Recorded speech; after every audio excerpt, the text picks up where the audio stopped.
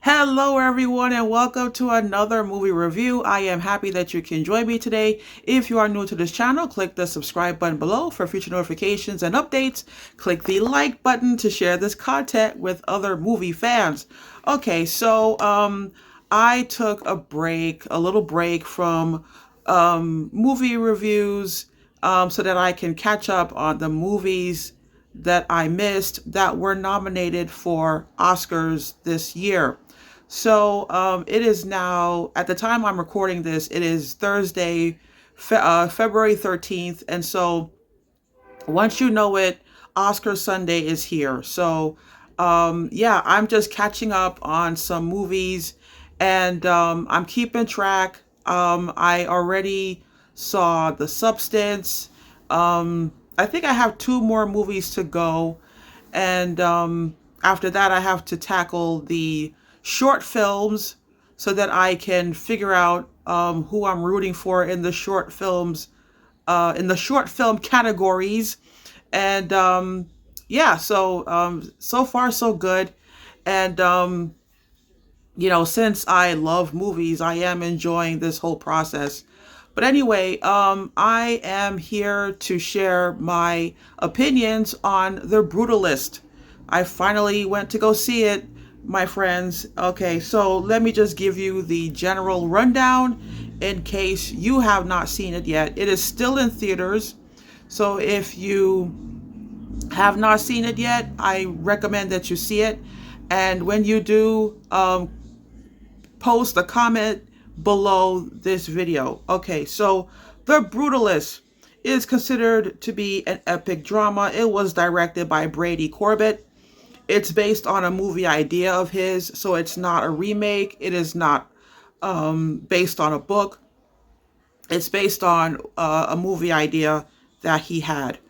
It stars Adrian Brody, Guy Pearce, Joe Alwyn, and Felicity Jones. It premiered at the Venice International Film Festival on September 1st, which happens to be my birthday, but okay. It premiered in theaters nationwide on December 20th. The running time is 3 hours, 35 minutes. Okay, I am just going to go ahead and share with you my score. I'm going to give this film 4 out of 5 stars. The reason why I'm not giving it 5 out of 5 stars is because before I mention why, let me explain something about the structure of the film. Okay, the plot is structured as a stage play. It's the movie starts with an overture, then it goes into Act One, titled "The Enigma of Arrival." Then there's a 15-minute intermission, and I'm going to share with you the picture that pops up during intermission. I think it's a beautiful picture, and it's a beautiful way to transition from Act One to Act Two. I had to take a picture of it. Then there's Act Two after intermission, titled "The Hardcore of Beauty," and then there is a very brief epilogue that explains what you see in the movie. The reason why I am not giving it 5 out of 5 stars is because I don't like the end to Act Two. Without giving anything away and to keep it really short, because at this point, my opinion doesn't really matter because it's been nominated for 10 Oscars. So at this point, it's not like I can go into detail or go into depth. At this point, it doesn't really matter. But anyway, Adrian Brody plays Laszlo Toth, and he is an architect, and he survived the Holocaust. So he left. He split from his wife and his niece. So because of World War II, he traveled west. They traveled east. So the epilogue covers him on a ship to the United States, where he gets to Ellis Island. And then he travels to Pennsylvania to work for his cousin. because his cousin owns a furniture shop. And so he gets a job where a guy walks in named Harry, played by Joe Alwyn, and Joe asks him to renovate his father's library. So Harry has money. His father is rich. His father is played by Guy Pearce. His name is Harrison, and he renovates the library, but due to a miscommunication, Harrison freaks out. He goes berserk, and then later on he backtracks, apologizes to Laszlo, and asks him to build a community center, and so that he can solidify his legacy and name it after his beloved mother. And so that's what you see during half of Act 1 and all of Act 2. And all this time during Act 1, because Act 1 takes place between 1947 to 1952. So during Act 1, he is missing his wife. Her name is Elizabeth, played by Felicity Jones. They're writing to each other. So you hear letters, like the voiceover of her reading letters that she sends to Laszlo. Laszlo sending her letters. And so during Act 1, he misses his wife, and he comes into contact with an attorney through a dinner party at Harrison's house, and the lawyer offers him to help Laszlo get his wife and niece to immigrate to the U.S. So Act 2, the lawyer finally helps him out, and she's able to come to this country and reunite with Laszlo, along with their niece. So something happens at the end of the movie where basically Elizabeth comes into contact with Harrison. And I must say that what she did takes a great deal of guts. And I felt like Act 2 did not give her the end that I feel she deserves. The way Act 2 ends, I just don't like how it ends. I don't like where in the story that it ends. And I think that the end does a disservice to the character of Elizabeth. That's just my opinion. That's why I'm not giving it 5 out of 5 stars. Because, as you can see, this movie is getting rave reviews. It's on everybody's top 10 list. And it got nominated for 10 Oscars. So let me share with you which 10. It's nominated for Best Picture, Best Director, Best Lead Actor, Adrian Brody, Best Supporting Actor, Guy Pearce, Best Supporting Actress, Felicity Jones, Best Original Screenplay, Original Score, Production Design, Cinematography, and Editing. Now, here's the thing. As you guys know, I already saw Emilia Perez. And when I walked out of the movie theater, I just kept thinking to myself, how on earth does the Academy nominate Emilia Perez for 13 Oscars along with a movie like The Brutalist? Emilia Perez got 13 nominations, and that is as far as it deserves to go. Like, this is one movie that deserves to get shut out. And I say that because I don't see how this movie can beat The Brutalist.